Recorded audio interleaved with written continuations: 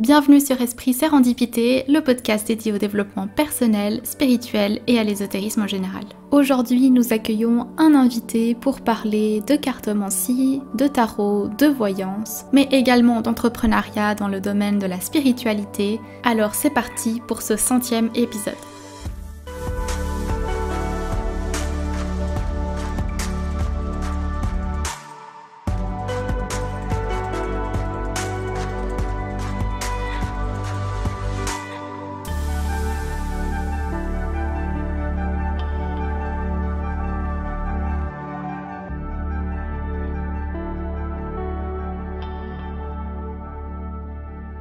Bonjour Samantha. Bonjour Patricia.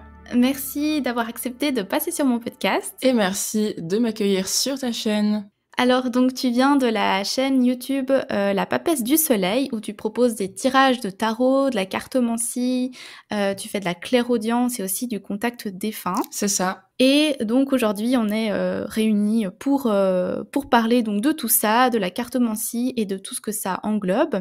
Est-ce que on peut commencer peut-être par une présentation générale, dis-nous qui tu es et d'où tu viens. Eh ben voilà, je m'appelle Samantha, j'ai 26 ans, je me suis mis à mon compte du coup dans cette activité vers début 2022. Par rapport à mon parcours, je viens d'une série littéraire avec les options d'art, art plastique, musique, etc. Et j'ai pas forcément fait d'études supérieures, donc j'ai travaillé tout ça, mais j'ai toujours eu très très envie de me réaliser professionnellement et surtout de vivre de mes passions. Donc voilà, j'en suis à être professionnelle dans la musique et dans la voyance. Et c'est pour ça, pour parler de la voyance, du coup, qu'on est là aujourd'hui. Cool, chouette. Donc du coup, comment est-ce que tu en es arrivé justement au tarot, aux oracles Est-ce que c'est quelqu'un qui t'a fait découvrir ce monde Oui, en fait, c'est ma grand-mère qui tirait les cartes et j'ai commencé à lui poser des questions vers 10-11 ans. Et elle m'expliquait du coup le tarot de Marseille par rapport aux notions, comment elle faisait, etc. Et elle avait aussi plein d'oracles dans sa bibliothèque. Et ensuite, je me suis questionnée pendant longtemps pour savoir si c'était positif ou pas de procéder de cette manière. Parce qu'au final, comme on a notre libre arbitre, c'est une manière comme une autre, mais c'est pas obligatoire la voyance en fait. Et je me suis énormément questionnée au niveau de l'introspection. Et sachant aussi que j'ai fait une rencontre en 2019 avec une personne que j'ai trouvée assez odieuse dans ce domaine, ça m'a un peu dégoûtée et j'avais décidé à ce moment-là de tout arrêter, de tout jeter. Et j'étais pas encore à mon compte. C'était vers 2019-2020.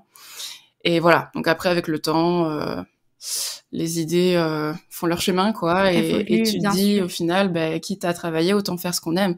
Je me suis rendu compte que ça faisait entièrement partie de moi depuis toujours et que ça me rendait simplement heureuse sans raison particulière. J'ai toujours été très, très, très intuitif aussi et que j'avais souvent des ressentis. En fait, ça a toujours fait partie de moi. Donc ça m'a mis une pression supplémentaire, enfin positivement parlant, sur le fait que c'était vraiment un truc à moi. Et c'est en étant en contact avec des personnes qui étaient pas du tout intuitives, je me suis dit mais en fait c'est pas normal. Enfin c'est normal d'être intuitif, mais c'est vraiment un truc à moi en fait qui est vraiment développé pour ma part, qui était dès le début. Ouais, et puis du coup, tu t'es dit, c'est tellement présent qu'il faut vraiment que j'en fasse quelque chose parce que sinon, c'est presque dommage, quoi. Donc au départ, tu te disais, voilà, la cartomancie, est-ce que c'est vraiment bien parce que t'avais l'impression que ça dirigeait trop la personne vers une voie et puis qu'elle pouvait perdre son libre arbitre, en fait, c'est ça ? Mais en fait, à la base, j'étais dans l'idée de développer notre intuition intérieurement, en fait, sans forcément avoir besoin de support pour dans la vie, le quotidien, tous les jours, écouter ses envies, etc. Et au final, je sais même plus dans quel état d'esprit j'étais parce que je suis plus du tout, en fait. Mais je me disais, à quoi bon les supports finalement ? Ouais, bien sûr. Et cette personne que tu avais rencontrée qui t'a un peu dégoûtée de la spiritualité, donc elle faisait un petit peu tout ce qu'il faut pas en cartomancie et puis elle se sentait... Parce que moi, je trouve qu'il y a certaines personnes en cartomancie des fois qui se trouvent un petit peu pas le roi du monde, mais tu vois, elles se disent j'ai un truc, alors du coup tu vois, j'ai un don, je te dirais ce que tu as besoin d'entendre, nanana. Ouais, voilà, c'est vrai à la science infuse. Voilà, c'est vrai que quand on rencontre ce genre de personnes, déjà ça décrédibilise beaucoup la cartomancie. Et puis je trouve que ça donne vraiment une image. C'est comme pour la médiumnité, au final, il y a des bonnes personnes comme il y a des mauvaises personnes. C'est comme par rapport aux thérapies, etc. Tu peux tomber sur une très bonne personne, mais qui résonne pas du tout avec toi. Et c'est un vrai travail de recherche de trouver la personne qui saura t'accompagner, que ce soit une thérapie ou en voyance, en cartomancie, en fait. Parce qu'il y a on en parlera plus tard, mais il y a un gros travail au niveau de la communication et du fait de transmettre les informations, et tout le monde le reçoit à travers ces filtres, et c'est très difficile de communiquer, c'est vraiment la difficulté. Ouais, ça c'est super important ce que tu dis. Oui, on y reviendra, ça c'est sûr. Ouais. D'ailleurs, est-ce que, enfin, pourquoi la papesse du soleil? Pourquoi ce nom? La papesse, c'est tout simplement par rapport à la seconde arcane majeure du tarot de Marseille. Je trouvais que globalement, ça représentait assez bien le travail des cartomanciens et des cartomanciennes, puisqu'en fait, c'est la spiritualité sur le plan, enfin pour moi, humain, mental. C'est une personne qui est très connectée à la divinité, on va dire, la spiritualité, et qui vit les choses intérieurement, d'où ce côté introspectif. Ouais, la papesse dans le tarot, c'est vraiment une belle carte justement, comme tu dis, qui parle de beaucoup de réflexion intérieure. Mm. Et puis, elle a ce fameux voile qui sépare ce que l'on voit, le conscient, on va dire, de l'inconscient. C'est un très beau symbole que tu as choisi. Oui, et même au niveau des tirages professionnels, quand il y a la papesse qui ressort, donc ça peut parler des métiers spirituels justement. Donc Ouais. D'ailleurs, justement, donc ce que toi tu proposes actuellement, donc tu as une chaîne YouTube, c'est ça? Et qu'est-ce que tu ouais, as d'autre? il y a un compte Instagram, OK. voilà, et mon adresse mail professionnelle où on vient me contacter pour les consultations privées. OK. Tu proposes du contenu sur Instagram, sur YouTube. Oui. TikTok, tu pas, hein? Ou bien si? Alors je l'ai, mais j'y vais plus trop parce que Ouais. voilà, TikTok c'est compliqué. Ça fait beaucoup de plateformes aussi, Oui, hein. Moi, je sais que je commence à avoir beaucoup de peine avec, plein de plateformes, et des fois, ouais. mieux vaut en avoir moins et puis se focaliser beaucoup sur une ou 2 et faire du contenu de qualité, puis plutôt que de vouloir se disperser puis, faire un peu, n'importe quoi. Oui, non, mais c'est sûr. Après, c'est le travail, c'est réseau de télécommunication. Nous travaillons à distance chez nous, et du coup, on doit optimiser toutes ces choses et tout. Et donc tu fais donc des lives aussi, hein? Ça, j'ai vu C'est que tu faisais un ça, peu des lives. de 20h à 22h, j'essaye d'en faire tous les soirs, sauf exception, car nous ne sommes pas des robots. Bien Mais sûr, ouais. mais c'est dans l'idée de donner, accès, à des tarifs beaucoup, beaucoup, beaucoup plus abordables, donc en donation libre à partir de 10 €. OK. Alors, bah, de toute façon, tous les liens vers tes réseaux, seront en barre de description pour les gens qui veulent te suivre. Alors, passons maintenant à la partie super intéressante que j'adore. C'est la partie, comment est-ce que tu reçois tes messages? En plus de lire les cartes, parce que lire les cartes, c'est quelque chose, mais toi, tu as aussi beaucoup travaillé tes capacités Oui. et du coup, tu reçois en plus des messages aussi. Donc comment est-ce que explique-nous comment tu les reçois, comment ça se passe pour toi? Alors pour moi, je travaille avec ceux que j'appelle mes guides. En réalité, je sais pas, exactement comment eux se qualifient, on va dire, mais c'est plus au niveau, de la guidance, en fait, et j'ai toujours mes guides avec moi, et même quand je fais le contact aux défunts, je reçois du coup, les défunts là où ils sont à distance. Je les vois pas forcément comme je te verrais toi dans mon salon, et cetera. C'est plus une sorte de télépathie, en fait, et même à ce moment-là, il y a mes guides qui sont là entre les 2, et j'ai le sentiment qu'ils font aussi l'intermédiaire, parce que je les entends beaucoup plus clairement, parce que, je suppose que c'est tous les jours, je leur parle sans arrêt, et ils me répondent, et j'étais habituée à cette claire audience, à communiquer de cette manière. Et ce qui me permet de penser que je m'invente pas trop des vies, on va dire, c'est que régulièrement, comme j'en fais une activité professionnelle, je suis en contact avec des retours, en fait, de personnes qui me disent oui, c'est exactement ça. Avant même que je tire les cartes, je reçois les choses, j'entends, je donne, je transmets, et ils me disent oui, c'est ça. Et ensuite, les cartes ne font que confirmer, en fait. Les cartes, c'est vraiment une passion, c'est un support, c'est en plus. Mais voilà, je les connais aussi, donc Ouais, donc toi, tu peux faire de la voyance sans support, quoi. Tu peux, quelqu'un te contacte et puis tu peux, voilà, les cartes, ça t'apporte peut-être des informations en plus, mais c'est tout, quoi. Ouais, ça, une vision d'ensemble. Comme ça, si tu veux travailler vraiment tous les jours ou le plus possible, si à un moment donné t'es fatigué, t'as peut-être pas une très bonne connexion dans la journée, au moins tu connais le langage des cartes et tu peux travailler. C'est ça que je me disais, c'est positif. Tu disais que c'est un peu comme de la télépathie, t'entends un peu, tu vas entendre un peu, comme s une pensée. Tu vas, avoir des images, ou des sons, ou c'est vraiment juste des mots que tu reçois? Alors, quand je parle de télépathie, c'est par rapport au contact, défunt, où, en fait, je demande à être en contact avec, cette entité-là, ce défunt-là, par rapport à la demande de la famille, ou enfin, souvent, c'est des familles. En fait, je les reçois, psychiquement, on va dire, c'est au niveau psychique, en fait, de là où ils sont, et je transmets, je dis tout ce que je vois, tout ce que j'entends, tout ce que je ressens. Ça peut être des chansons que je connais pas, je leur dis voilà, c'est à peu près ça, l'ambiance, les paroles et tout. Ça peut être leur voix, ça peut être ce qui leur est arrivé, ça peut être là où je les vois, où ils sont, un endroit que je peux décrire, mais ils sont pas forcément à côté de moi, en fait. C'est pas en mode je les appelle et hop, ils viennent en mode, tu sais, comme les sorties astrales, etc.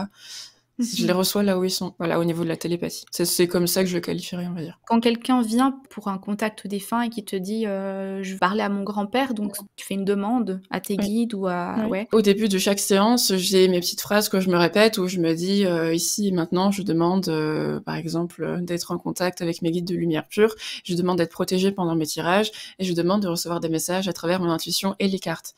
Et pour le contact, il n'y a pas vraiment de cartes. J'ai déjà eu besoin de m'en servir des fois, mais c'était une demande particulière. Et ensuite, je demande d'être en contact avec ce défunt-là, au besoin de cette personne-là qui me contacte. Et ensuite, je commence à avoir des sensations qui ne m'appartiennent pas, enfin des émotions qui sont pas à moi. Je ressens, ça me traverse en fait le truc, autant émotionnellement au niveau de l'empathie que psychiquement dans mon esprit, où c'est comme le tableau où je reçois tout ce qui se passe en fait, comme un écran en fait. T'as vraiment tous tes sens internes, on va dire, qui sont sollicités. Voilà, d'accord, ok. Et juste, je voudrais préciser, je pense que c'est une question qu'on m'a déjà posée plein de fois. Par rapport à la clairaudience, on me demande, est-ce que tu les entends de l'extérieur? Est-ce que tu entends des phrases? Est-ce que non? Alors en fait, c'est difficile à décrire. C'est plus intérieur en fait. C'est comme si on me parlait, que j'entendais, mais à l'intérieur de moi. Et parfois, c'est aussi à l'extérieur. C'est un peu plus particulier, comme quand c'est des mots ou des phrases. Souvent, c'est des phrases entières que je canalise petit bout par petit bout, le temps d'entendre et de bien me concentrer, ça me demande beaucoup de concentration. Voilà. Ouais, d'accord, ok. Et donc concrètement, quand quelqu'un vient et puis te dit voilà, je veux un tirage ou comme ça, il prend rendez-vous. Et toi, est-ce que tu as une phase du coup de préparation? Est-ce que tu fais, je sais pas, une méditation? Est-ce que tu as un petit rituel avant? Enfin voilà, explique-nous un peu le déroulement de ton avant, après et pendant. Alors par rapport à l'avant, je n'ai pas du tout de préparation parce que je le sens et j'ai remarqué. C'est anecdotique. Mais par exemple, quand je me tire les cartes à moi-même, des fois, j'ai des pensées qui viennent qui n'ont rien à voir. Tu sais, il faut beaucoup se concentrer, il faut être honnête vraiment avec soi-même et tout.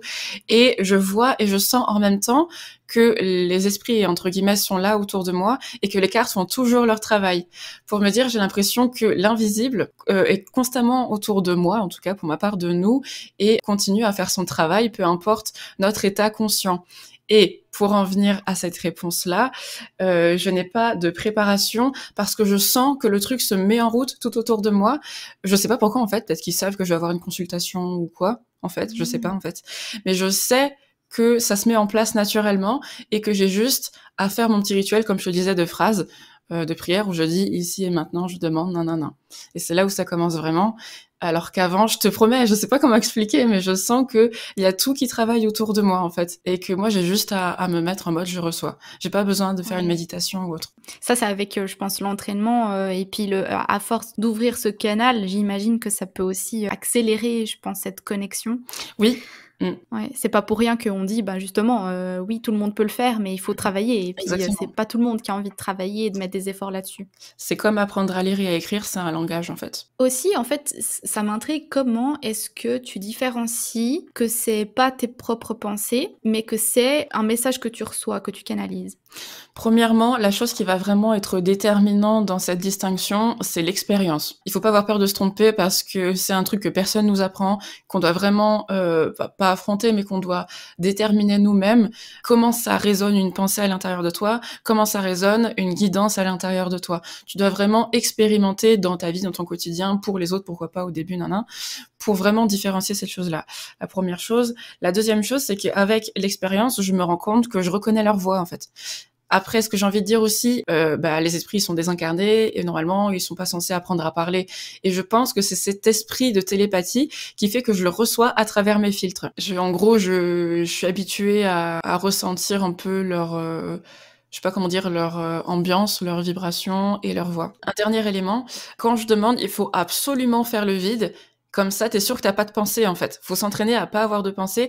Comme ça, quand tu reçois un truc, tu sais que c'est pas une pensée aussi. Les paroles, les guidances qui sont pas à moi, elles résonnent aussi avec des fois des émotions qui ne sont pas à moi. C'est comme ça que je peux le reconnaître. Ça m'amène à te poser l'autre question que j'avais, c'était comment est-ce que tu as fait pour entraîner ce don? Tu vois, je veux dire, t'es passé de de peut-être juste lire les cartes à commencer à recevoir des messages à maintenant tu peux en faire une activité. Comment est-ce que tu as fait? Alors en fait, moi j'ai toujours été dans le développement de mes intuitions et c'est après que j'ai vraiment appris le langage des cartes. J'ai été un peu ma propre analyse, enfin mon propre sujet d'étude on va dire, et c'est dans ma vie en fait que je me posais les questions intérieurement comme si je parlais à mes guides.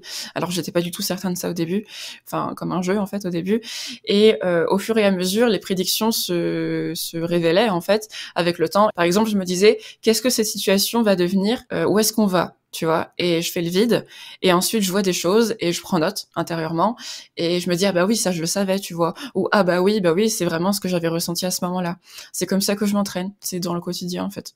Donc concrètement, si tu devais donner un conseil à quelqu'un qui est là-dedans et qui aimerait développer davantage son intuition, moi en fait, après ce que tu viens de me dire, ça me donnerait envie de faire un test et de me dire, ok, je vais me poser une question sur une de mes problématiques personnelles, sur voilà une question que j'ai sur ma vie en ce moment, de faire le vide et de voir quelle est la première réponse qui me vient à l'esprit, par exemple. Est-ce que ça serait un bon exercice à faire?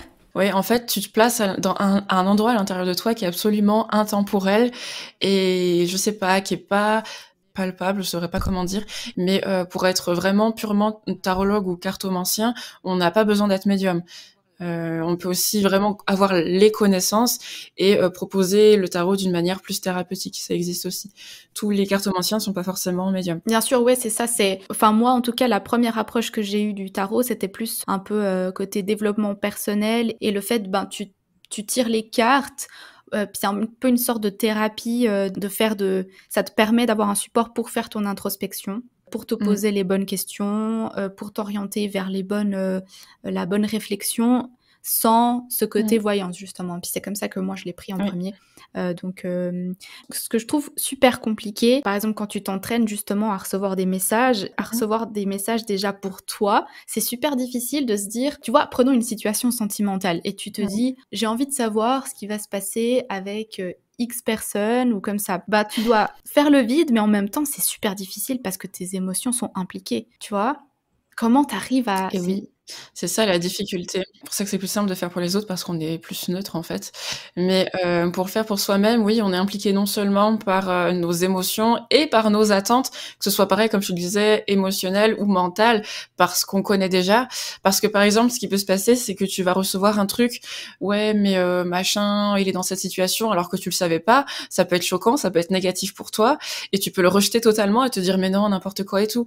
C'est vraiment un parcours. Il faut avoir beaucoup de courage pour développer cette médiumnité interne, on va dire. Après, je voudrais préciser aussi que c'est pas parce qu'on développe nos capacités qu'on est forcément des meilleures personnes, parce que j'ai vu aussi des médiums qui n'avaient pas forcément cette réflexion, on va dire, d'évoluer aussi au niveau de l'humain, en fait. Bah, ça en revient un petit peu à ce qu'on avait dit au tout début. Plutôt que de développer, en plus de ton don, un côté vraiment empathique envers l'autre personne, justement, tu développes presque ce côté un peu plus sombre de la voyance où tu as l'ascendant sur l'autre personne. Le pouvoir, ouais. Bien sûr. C'est ça, c'est ça. La première clé, c'est d'avoir des bonnes intentions, de savoir se remettre en question, de savoir s'excuser au besoin si tu l'as dit d'une manière offensante ou quoi. Pareil, le discernement, parce qu'après, tu peux bien le dire, mais la personne, elle a pas eu ce qu'elle voulait, du coup, elle est pas contente, et elle est de mauvaise foi, etc. Mais la communication, c'est tout un bazar, en fait. Il faut être complètement détaché, en fait, pour évoluer dans la voyance. Il faut être prêt à recevoir une réponse, qu'elle te convienne ou non. Le but de la voyance, c'est d'être éclairé, c'est une réponse pour pouvoir anticiper, pour prendre des choix, etc. Et tu vois, justement, je pense que c'est là où le tarot peut être bénéfique, surtout quand tu tires pour toi-même. C'est parce que toi, si tu reçois des messages, bah t'es toujours, ah, est-ce que c'est vraiment moi, genre mon intuition, ou c'est mes attentes qui sont en train de s'exprimer et tout. Et c'est là où je me dis, le tarot, au moins, il te ment pas. Tu tires tes cartes, tu les poses. Si c'est des cartes plutôt négatives, entre guillemets, et ben c'est comme ça et pas autrement. Après, oui, ton interprétation peut les adoucir, mais quoi qu'il en soit, les cartes sont ce qu'elles sont. Mais tu sais, quand t'as une tête de mule, tu peux aussi tirer des cartes et te dire mais non, je les ai mal mélangées et tout, c'est pas vrai, je suis pas professionnelle, je m'en fiche, c'est pas vrai. Enfin, le rejet, c'est le rejet en fait. Donc pour évoluer là-dedans, enfin en fait, il y a plein de gens qui disent j'ai du mal à développer ma médiumnité, mon intuition et tout, mais est-ce que t'es prêt à regarder les choses, à ouvrir les yeux. Est-ce que tu es prêt à recevoir, en fait? Ouais, c'est ça. C'est le message. Mais c'est terrible. Je pense qu'on est tous comme ça quand on le fait on le fait pour nous-mêmes. C'est vraiment difficile. Des fois, faut se dire: «Bon allez, maintenant T'as peur de la maintenant réponse, ouais. c'est comme ça, la réponse est comme ça», puis tu tires un autre jour et puis tu verras si ça change et puis voilà, c'est ce que c'est et puis, Oui, j'aimerais bien rajouter quelque chose par rapport au tarot. Si tu tires les cartes pour toi ou pour quelqu'un d'autre et que malheureusement, ça va pas dans ton sens, en fait, donc c'est négatif, par exemple, est-ce que je vais réaliser mon rêve? Et là, ça te dit, des cartes un petit peu qu'on n'a pas trop envie de voir. Tu demandes au tarot, qu'est-ce que je peux faire pour que ça se produise? Qu'est-ce que je peux faire pour m'améliorer et pour mettre plus de chance de mon côté?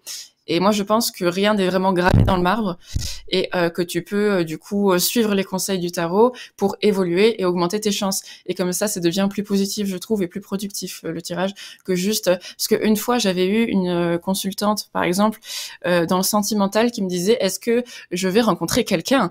Et du coup, malheureusement, non, il y a rien du tout. C'était vraiment le désert, le truc, en fait. Et du coup, la personne, elle disait, ah ouais, enfin, en gros, elle disait qu'elle était déçue. Et je voyais bien, en fait, dans son retour, qu'elle me disait, en gros, j'ai payé tout ça, machin, pour rien. Bah, c'est pas pour rien, c'est pour la réponse. Est-ce que tu vas rencontrer quelqu'un? Là, il va rien se passer pour les mois à venir. Donc, si tu veux qu'il se passe quelque chose, ça veut dire que toi, tu dois faire quelque chose, tu vois. Les cartes me disent qu'il y a rien, mais peut-être que, commence à sortir de chez toi, installe une application de rencontre, mais je pense qu'il y a aussi la personne de l'autre côté, si elle voit que le résultat n'est pas ce qu'elle attend, comme tu disais, c'est un moyen de savoir ce qu'il faut faire, enfin ce qu'il faut travailler. Ouais, et puis dans certains cas, ils me disent, et j'entends que c'est eux le problème, en fait, et qu'il faudrait que eux se remettent en question. Et toi, tu dis, bon, moi, je ne peux pas dire ça comme ça, je vais devoir, du coup, trouver un moyen de le transmettre et tout. Et des fois, pour ce cas, en tout cas, j'entendais qu'ils me disaient, mais il faut que tu lui dises et tout. Tu vois, genre, des fois, ils me mettent, enfin, pas des coups de pression, mais ils me disent, mais c'est ça, là, le truc, donc tu lui dis. Et moi, je me sentais pas du tout, en tant que vraiment humain, tu vois, de lui dire comme ça de but en blanc, en fait. Ouais, il faut vraiment trouver la façon de communiquer ça à la personne, mais c'est vrai que c'est super délicat, surtout t'as tes guides à côté qui te disent: «Mais dis-lui que c'est elle le problème!» Mais enfin, tu peux jamais faire ça comme ça, c'est pas du tout Ouais, correct et j'ai bien même sûr. pas envie de faire ce mal, en fait.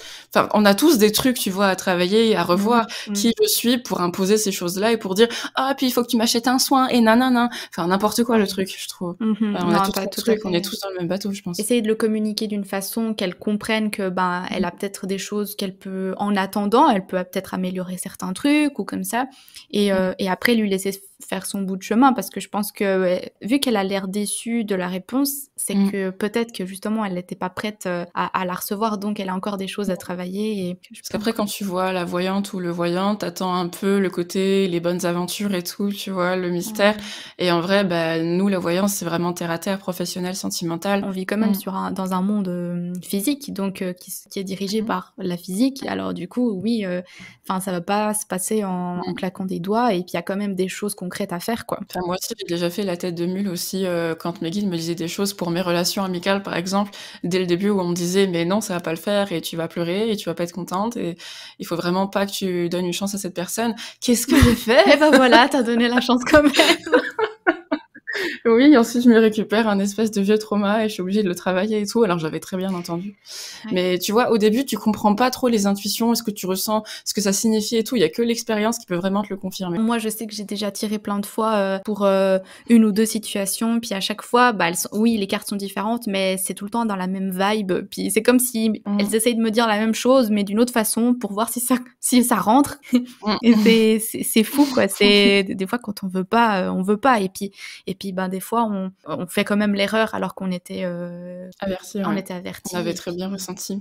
Même pour ceux qui connaissent même pas les histoires de médiumnité, l'intuition et tout, c'est eux qui te disent ah mais je savais que j'aurais pas dû faire ça, purée.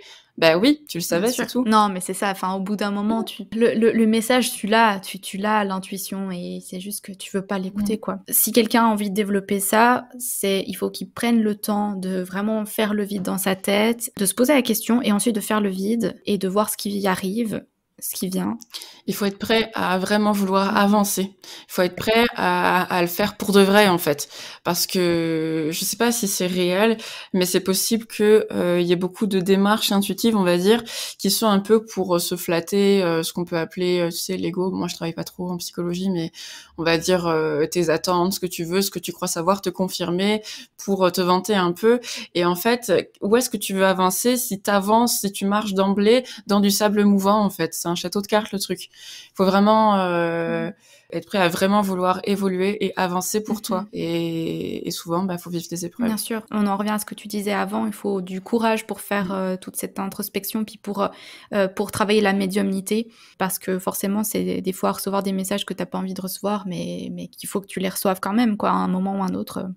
Alors, on peut passer maintenant à la partie entrepreneuriat. Donc, comme on a dit, toi, tu as ton compte dans la cartomancie et la voyance. Est-ce que tu peux nous expliquer comment tu as décidé de te lancer et pourquoi? Eh bien, pourquoi me lancer? À force de me questionner sur le principe du bonheur et de mon équilibre, voilà, de mon sentiment d'accomplissement, de réalisation, etc., je me suis dit, quitte à travailler, comme je te disais, autant faire ce que j'aime, tout simplement.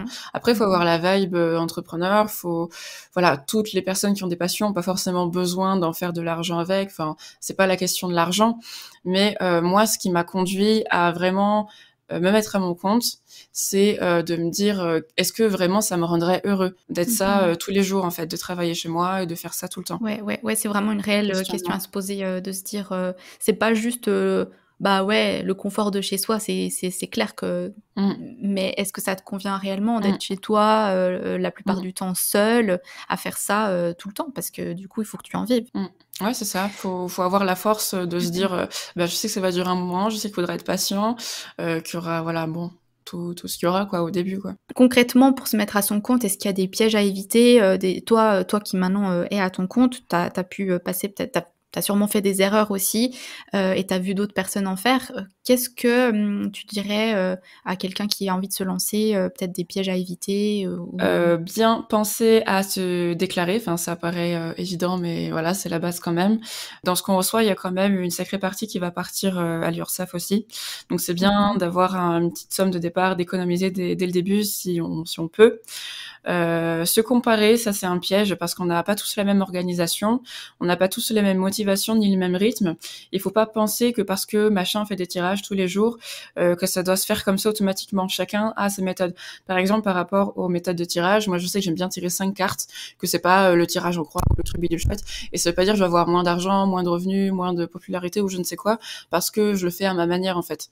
Le fait de se comparer, c'est vraiment un piège pour moi. Aux autres qui sont plus évolués, qui ont 20 000, 40 000 abonnés et tout, combien de temps ils ont pris et tout, ça c'est vraiment un piège pour moi. Chacun son rythme en fait. Non, bien sûr, évidemment. Donc il faut s'écouter, prendre son temps, il ne faut pas prendre les choses personnellement, surtout en cas de retour sur les guidances générales, parce qu'il y a toujours pour moi, enfin quelques personnes un peu frustrées qui n'ont pas eu ce qu'elles voulaient, avec qui ça colle pas dans leur vie et qui voilà, qui se lâchent un peu en public, alors qu'en fait ils savent très bien que c'est général, par exemple sur YouTube, et que si ça leur parle pas, c'est que c'était pas pour eux en fait. Mais, ouais, donc ce que tu dis, c'est au niveau des critiques qu'on reçoit sur les réseaux, de dire ah ce tirage il me parle pas du tout, alors que c'est un tirage général, c'est ça?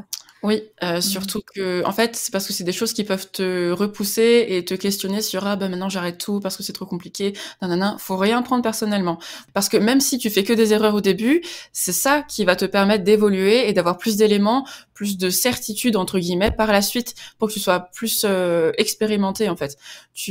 Tout est positif et voilà, après si c'est vraiment des attaques répréhensibles, bon bah tu bloques la personne, faut signaler. aussi. Oui, voilà, bon, on est pas à la rue comme ça du jour au lendemain. Donc, faut tout prendre pour le transformer en expérience positive intérieurement. Ouais. Et c'est ça qui est super difficile en tant qu'auto-entrepreneur, c'est qu'il faut vraiment se faire une carapace et se dire, ben ce que les autres ils en pensent, voilà moi ça m'est égal parce que moi je sais comment je travaille, je sais que je suis une personne correcte. Si ça parle pas à quelqu'un et que cette personne, bon ben elle est aigrie de quelque chose et qu'elle vient me critiquer, c'est pas grave, c'est sa façon de voir les choses. Et il faut beaucoup de courage et pour en même temps s'ouvrir et puis continuer à bien faire son travail et en même temps, ben savoir se couper de ces choses-là. Oui, puis si tu veux vraiment en vivre et faire entre guillemets une carrière dedans, on va dire, ou une activité vraiment durable, ce sera, pour moi, en tout cas, ce sera jamais 5 sur 5 H24 tout le temps. Parce que plus tu vas être en expansion, plus tu vas être en relation avec différents types de personnes, et plus tu vas avoir des expériences diverses et variées, mitigées, et comment les gens vont te parler, comment tu vas le recevoir, ce que tu vas comprendre, tout ça, c'est un travail à faire, en fait. Et c'est normal. Si tu veux vraiment être en expansion et, entre guillemets, réussir plus, être plus grand, etc., enfin, peu importe comment on l'évoque, tu vas devoir être confronté à des nouvelles situations, à des nouveaux défis. C'est vraiment un truc qu'il faut se dire. C'est pas pour être puni, ou c'est pas parce qu'on fait de l'auto-sabotage ou parce qu'on a un trauma de blessure de l'âme qui fait qu'on est confronté à des choses C'est normal, en fait, c'est le travail. Il faut vraiment garder la tête froide et faire la différence entre c'est mon activité, c'est pas une attaque sur ma personne personnellement. Si je fais rien de mal, le problème il vient pas de moi, tu vois. Ouais.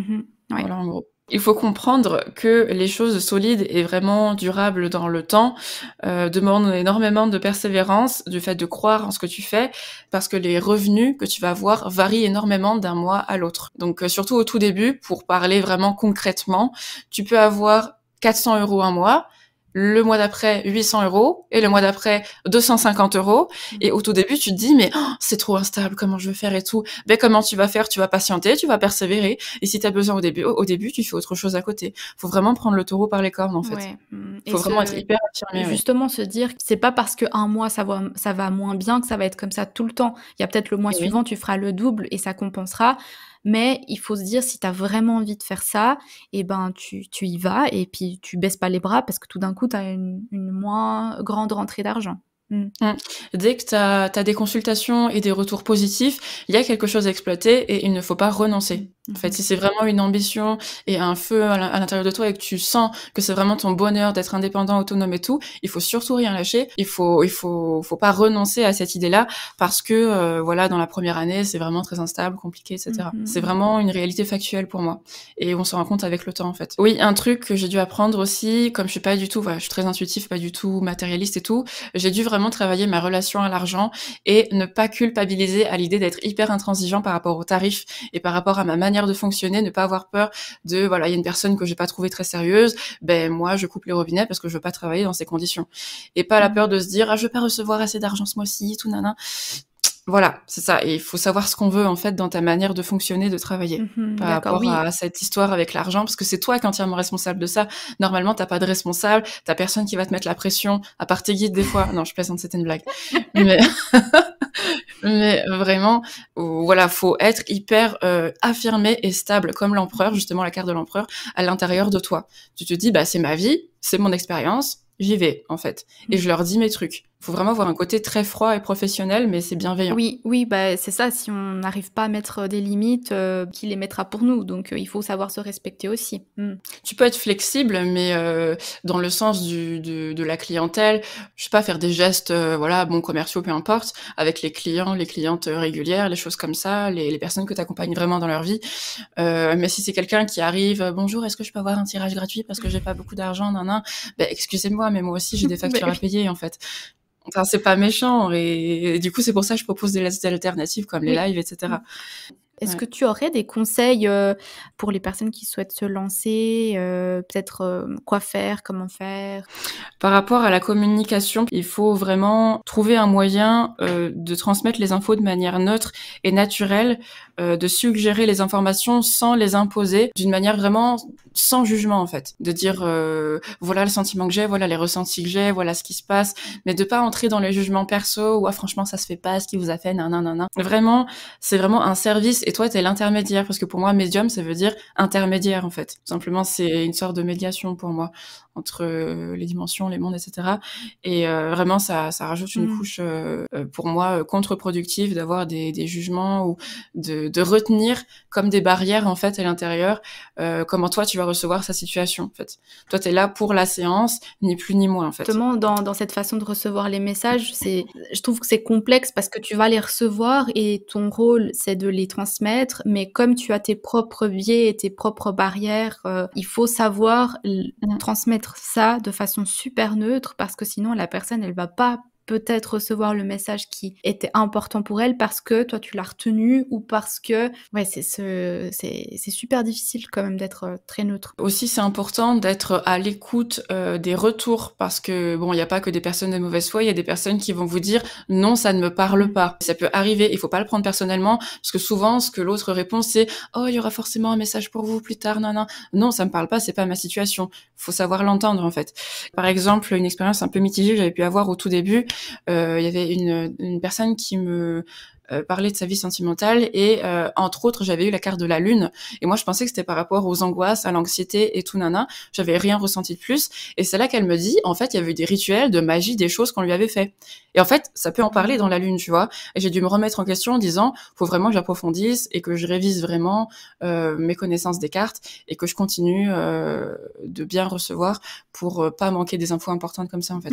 Voilà par exemple. Ouais, c'est super intéressant ce truc de la lune. Ouais. C'est pour ça que le tarot c'est complexe et puis on n'a jamais fini d'apprendre la signification des cartes. Je veux dire, moi j'en apprends tous les jours et puis t'as toujours des symboles que tu connais pas qui se rajoutent. Et moi j'aime bien faire des tirages pour moi et puis je me dis que certaines cartes sortent pour une certaine situation et j'arrive du coup maintenant à me dire bah tu sais à associer une certaine situation à une carte et donc elle prend un autre sens ou un sens plus complexe et dans mes futurs tirages ben je pourrais me souvenir ah oui cette carte peut aussi vouloir dire ça parce que elle était sortie dans un autre tirage et puis en fait plus tu fais de tirages pour les autres ou pour toi-même plus les cartes vont gagner en signification et ça va enrichir justement tes interprétations. Totalement. Donc par exemple maintenant avec ta carte de la lune justement tu pourras peut-être si d'un coup ça te revient peut-être te dire est-ce que enfin voilà si tu reçois aussi le message quelque chose par rapport à à la magie ou à des rituels quoi. Mais en fait la manière de procéder aussi quand tu transmets les infos au début tu dis voilà donc j'ai eu cette carte ça signifie ceci cela et puis j'ai le ressenti que nanana en tirant les cartes j'ai vu cette scène dans ma tête etc. Faut savoir organiser un peu tout ce qui se passe à l'extérieur et à l'intérieur de toi pendant le tirage. C'est pour ça que c'est bien en même temps de dire voilà ce que les cartes signifient, voilà ce que moi j'ai ressenti et voilà votre situation en fait. Ouais, voilà parce la que réponse. peut-être que la personne aussi, en ayant la photo du tirage ou des cartes, elle peut peut-être que elle aussi, elle va recevoir ces messages à elle. Totalement. Et c'est pour ça que quand j'y pense vraiment, j'envoie une photo des cartes pendant le tirage à la personne pour que si elle veut, elle peut visiter en fait le tirage et refaire son interprétation album si elle a envie, même si elle a payé le service. Elle peut revoir le tirage elle-même et y réfléchir. Je pense que c'est un conseil aussi qu'on peut donner, parce que c'est quelque chose que j'aimerais essayer de mettre en place pour moi, c'est de, quand t'as des intuitions ou quoi, dans le doute, tu écris dans un petit carnet, et puis après, tu reviens dessus, genre si tout d'un coup ça se réalise vraiment, tu reviens dessus, puis tu notes à côté, genre ça s'est réalisé, etc. Et puis noter peut-être ce que t'as ressenti ou comment tu l'as reçu, parce que moi, ces derniers temps, j'ai pas mal de bonnes intuitions. Quand je dis bonnes intuitions, c'est qu'elles se concrétisent souvent, et beaucoup plus qu'avant, mais comme je fais pas cet effort de l'écrire et je sais pas si c'est parce que j'y ai pensé puis c'était une coïncidence, parce que ça peut aussi l'être, ou des fois c'est vraiment ton intuition qui te parlait et puis tu l'as pas remarqué quoi. Ça peut te donner confiance aussi de savoir que ce que tu as reçu comme message c'était vraiment vrai et puis c'est une confirmation que on va dire que ton intuition fonctionne un peu, si on peut dire ça comme ça. Et justement, pour sortir de ça, c'est bien pour moi d'être en contact avec les autres, que ce soit un travail ou pas, peu importe, de faire aussi les cartes ou des prédictions pour les gens qui sont ouverts à ça, pour pouvoir t'entraîner, mais avec quelque chose qui est à l'extérieur de ta tête, tu vois, ou que tu peux pas t'inventer, parce que la personne, elle est extérieure à toi, elle va pas dire ce que tu penses, tu vois, elle te fera un retour et c'est en ça que ça peut te confirmer et t'habituer à comprendre cette voix intérieure. C'est peut-être qu'avec certaines personnes, je sais pas comment toi tu le vis, que tu penses quelque chose et puis cette personne va le penser tout de suite après et va le dire tout de suite après. Mais genre vraiment super souvent avec certaines personnes, c'est dingue. Je sais pas si c'est une sorte de connexion. Toi, tu le vois comment? Est-ce que c'est une sorte de connexion ou c'est de l'intuition Oui, c'est une sorte. Le principe de l'intuition, c'est le principe de réceptivité.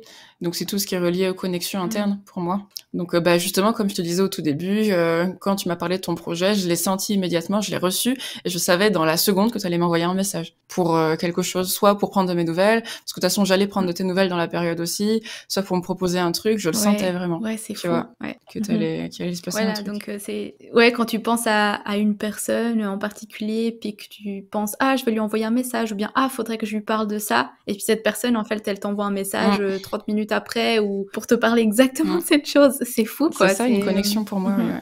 Bah, c'est bien la preuve que finalement, tu vois, notre intuition fonctionne, elle est tout le temps là, tout le temps en train de nous parler. Et puis, c'est à nous d'apprendre à l'écouter, quoi. Je me suis fait la réflexion, en fait, je pense qu'on a du mal à comprendre ces histoires d'intuition parce que, en fait, dans cette société, c'est pas un jugement positif ou négatif. La seule chose qu'on nous impose, on va dire, qu'on nous propose, c'est d'apprendre des choses culturelles et intellectuelles, ou physiques parfois, matérielles et tout, dans le but de faire tourner la société. Et en fait, malheureusement, c'est presque uniquement pour ça qu'on va à l'école pour apprendre ces choses-là. Mais à aucun moment, on apprend ces choses de la vie, en fait, l'école de la vie, tout ça, machin. Voilà. Et c'est pour ça, à mon avis, qu'on rame un petit peu à ce niveau-là, parce qu'on n'est pas du tout formé pour ça, dans ce modèle humain sur cette planète, en tout cas. C'est vrai que ce que tu dis concernant le fait qu'à l'école, on nous apprend pas à écouter notre intuition, mais c'est abusé. Enfin, je pense que les enfants, honnêtement, eux, ils ont leur intuition dès le départ, mais si les parents ne leur disent pas, écoute ce que tu ressens, c'est quoi que tu ressens là tout de suite en premier, et l'enfant, il va juste pas comprendre. L'ignorer, il va mettre ça dans une boîte et ensuite, on sait pas comment faire. C'est comme quand tu sais pas ce que tu veux faire, tu vas voir un conseiller d'orientation ou justement un voyant, une voyante. Mais même dans la vie terre à terre, tu vas écouter une personne à l'extérieur de toi qui va te dire quoi faire, qui va donner des conseils. Ça peut être positif et fonctionner, mais la première chose que tu dois faire, c'est te questionner toi intérieurement.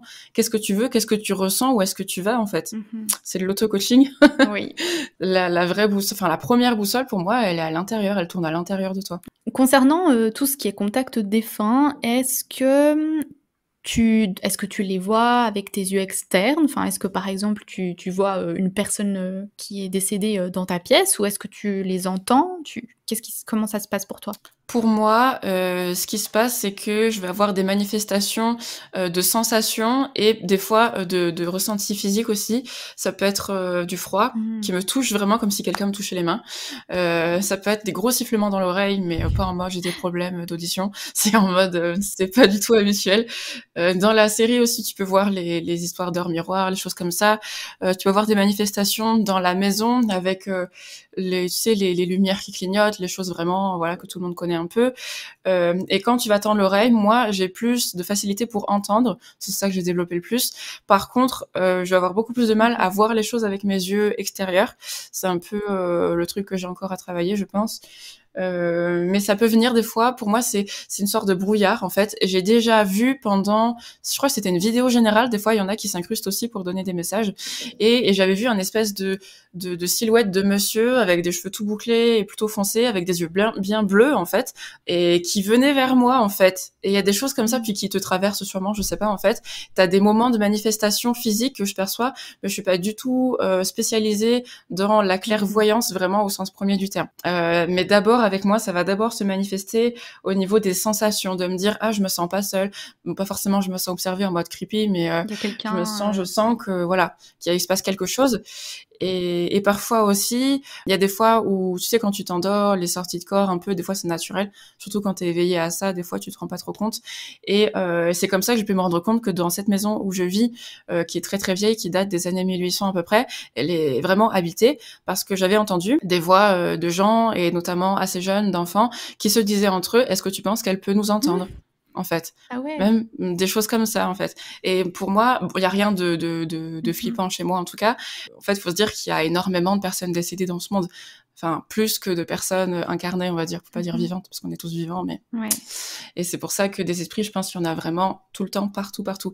Et en plus, pour l'anecdote, je vis dans une rue où il y a un cimetière tout au bout, et des fois, la nuit, quand je m'endors, c'est très, très bruyant aussi. Quand des fois, je me sens un peu, tu sais, au-dessus, tu sais, et c'est très, très bruyant, et c'est comme ça que ça me vient, en fait. C'est un espèce de brouillard, plutôt inconscient. Il faut vraiment tendre l'oreille et l'intention pour vraiment commencer à capter des trucs avec les sens internes, on va dire.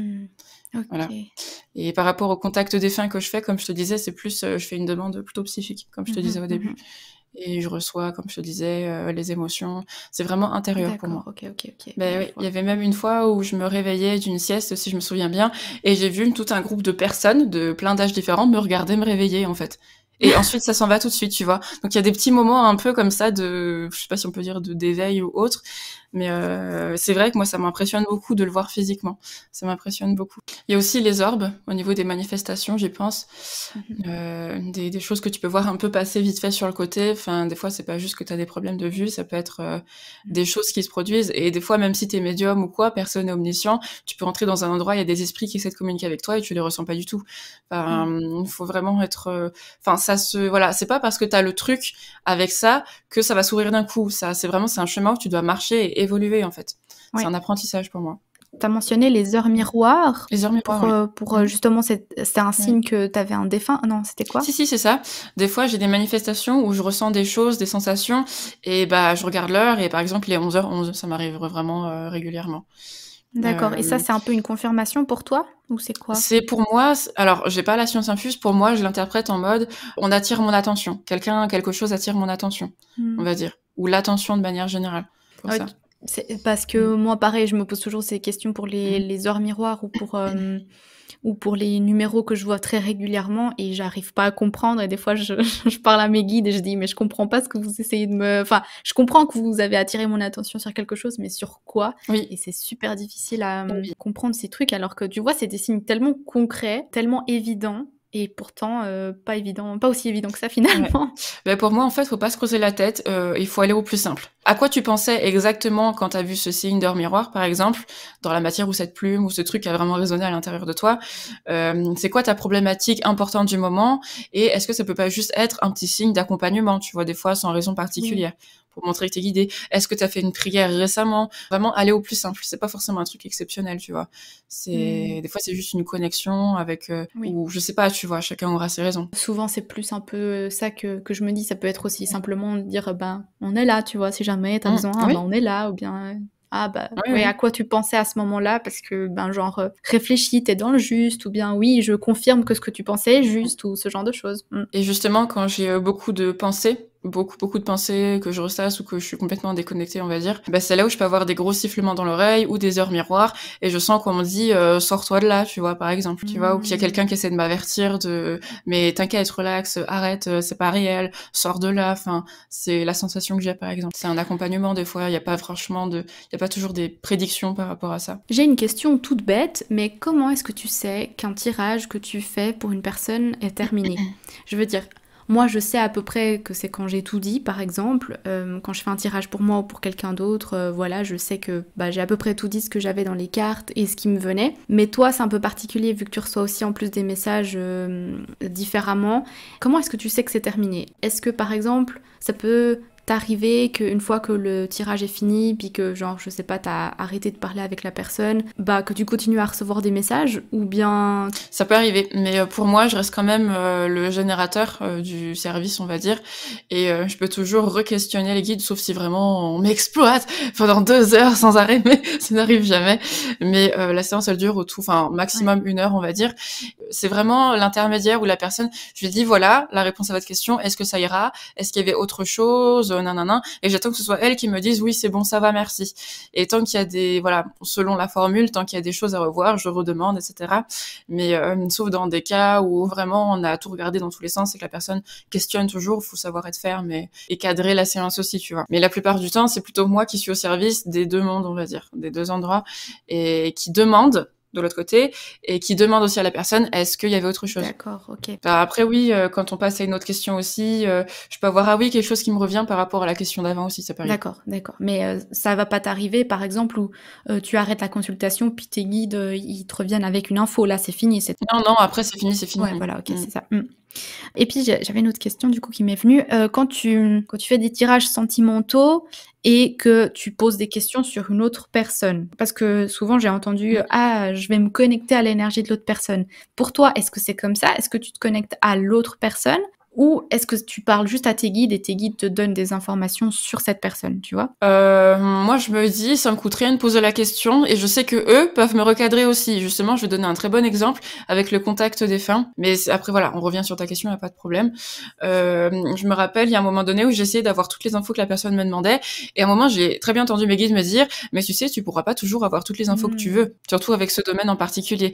Donc, je sais que moi, je cadre la personne qui demande et ceux que j'appelle mes guides, en tout cas, me cadrent aussi quand ils me disent, c'est bon, là, tu vas devoir arrêter parce que ceci, cela, ça m'arrive aussi. Où la personne demande beaucoup et que là, du coup, si tu continues à lui répondre, elle va t'en demander sans arrêt.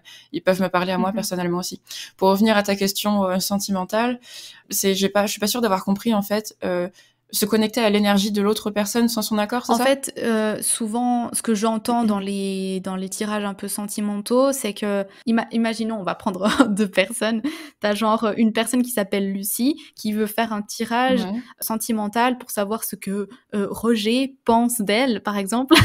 Est-ce que Ouais. tu vas te connecter à Roger, par exemple, à son énergie, ou est-ce que tu vas passer par tes guides pour qu'ils te donnent des réponses sur ce que Roger pense, tu vois? Alors, je pense que c'est un mélange de tout et que c'est vraiment, je suis projetée dans tous mes sens internes, on va dire mes sens intérieurs dans sa situation à elle. Donc, je vais ressentir donc elle comment elle se sent, lui comment voilà sa vie sans entrer dans le détail. Je vais entendre aussi de manière plus froide, on va dire la guidance au niveau des guides. Enfin, c'est un mélange de tout en fait, de la médiumnité en pâte, psychique et la clairaudience et tout le bazar quoi en gros. D'accord, ouais, c'est Mais un mélange. j'ai pas l'intention de me dire projetez-moi et je veux voir la vie à travers les yeux de Roger pour voir tout ce qui se passe et tout, enfin en mode espionnage et tout. C'est pas du tout le délire, c'est plus je me promène en fait dans une autre situation que je visite un peu de la manière dont on me l'autorise. Mais c'est jamais excessif, on va dire. De toute façon, il faut pas grand-chose pour vraiment comprendre la situation et le délire. Faut pas oublier qu'il y a juste la personne qui veut une réponse en particulier, plus ou moins polarisée. Donc même si t'aimes bien donner des détails, c'est pas de l'omniscience. Enfin, tu pourras pas tout savoir. Il y a des situations aussi où j'ai ressenti des conflits, des tensions et tout. Et ce qu'on me montrait pas, c'est qu'il y avait de la violence, par exemple conjugale, que j'avais pas du tout vue et que j'avais pas besoin de voir non plus. Mais la personne, elle le sait très bien, tu vois, ce qu'elle vit. En fait, t'es là vraiment pour transmettre le plus important, on va dire, D'accord, par ouais. rapport à la question, la séance. J'avais une question qui m'est venue, un peu marrante, enfin, si tu devais choisir un arcane majeur, tu choisirais quoi? Pas forcément pour te représenter, mais Mais moi, c'est le soleil, et j'ai même pris la carte du tarot steampunk que tu peux voir, là, je te montre en ah vidéo. Du oui! coup, je l'ai mise derrière mon Trop joli. téléphone, et Ouais. du coup, comme c'est une coque transparente, j'ai la carte du soleil, parce que le soleil, je vois pas du tout comment on peut l'interpréter négativement. C'est pas parce que c'est mieux d'être dans la lumière ou quoi, mais le soleil, quoi, c'est la fraternité, c'est la chaleur humaine. Le soleil, c'est chaleureux, c'est positif, puis il y a même tout l'archétype du soleil pour moi, et même dans mon thème astral, j'ai plusieurs fois le signe du lion, donc je suis très très influencée par l'énergie du soleil et enfin des étoiles quoi en gros. Puis comme tu disais dans justement ton podcast sur la lune aussi je crois, on vient tous des étoiles en fait finalement au moment où tu dis ça. Bien Et sûr, aussi ouais, par ouais. rapport au soleil, c'est qu'en fait c'est comment dire, c'est pas quelqu'un qui va dire j'aime pas le soleil, ça m'intéresse pas, il va pas s'arrêter de briller en fait. Il va continuer à faire ce qu'il sait faire et à être lui-même sans raison en fait. Et en étant lui-même, bon, c'est une étoile donc faut adapter, mais il va créer la vie sur une planète, il va tout générer lui-même. Il y a les arbres, les minéraux, les végétaux, les êtres humains, des formes intelligentes ou moins, peu importe. Et c'est sa chaleur et sa lumière qui va vraiment générer cette chose-là en fait. Et c'est l'idée du mentorat que le soleil, c'est vraiment le message, c'est d'être affirmé, d'être soi et de tout générer dans ta vie autour de ça en fait. C'est vrai que Et du coup, c'est l'arcane majeur du soleil. Et c'est pour ça que c'est la papesse du soleil. bah, voilà, bah, du Ouais. coup, on a vraiment l'explication de pourquoi la papesse, pourquoi le soleil. Du coup, tu as donné toutes les Ouais. explications. Bon, bah, en tout cas, c'était une discussion super intéressante. Merci en tout cas, pour ces échanges. Tous les liens, que ce soit Instagram, YouTube, je vais tout mettre en barre de description pour les gens, pour qu'ils puissent te retrouver. Et puis voilà, donc je sais pas si tu as quelque chose d'autre à rajouter. Non, simplement te remercier vraiment très chaleureusement de m'avoir invité et proposé ton projet. Car aussi, d'un point de vue plus personnel, ça m'aiderait à avoir plus de visibilité pour mon travail, car ce n'est pas un CDI et personne ne m'emploie. Donc Et voilà. oui, bah oui, faut le rappeler que du coup, être à son compte, c'est pas facile. Donc vraiment, si vous pouvez lui apporter apporter un petit soutien et aller la suivre, ou partager. Peut-être qu'il y a d'autres personnes dans votre entourage qui seraient intéressées. Et merci pour cette occasion de pouvoir exprimer toutes ces choses. Merci à toi, c'était super intéressant. Et puis, peut-être que tu reviendras pour parler d'un autre sujet, parce qu'au final... Le voyage astral, peut-être un jour. J'évolue aussi dedans. Ça serait pas mal. Il y a ça. Enfin, il y a plein d'autres sujets qui nous intéressent et puis qui pourraient vraiment être un sujet de podcast. Donc, du coup, je pense qu'on te reverra. Ah, super. C'est gentil, merci beaucoup. Je regarderai un bon souvenir. Oui, moi aussi. Merci à toi alors. À bientôt. À bientôt. Vous venez d'écouter le superbe échange que j'ai eu avec Samantha, alias la papesse du soleil. Tous les liens vers ses réseaux sociaux sont en barre de description. Laissez un petit j'aime si vous avez apprécié cet épisode. Abonnez-vous au podcast si c'est pas déjà fait. Et nous, on se retrouve dans 2 semaines pour un prochain épisode. D'ici là, prenez soin de vous et à bientôt.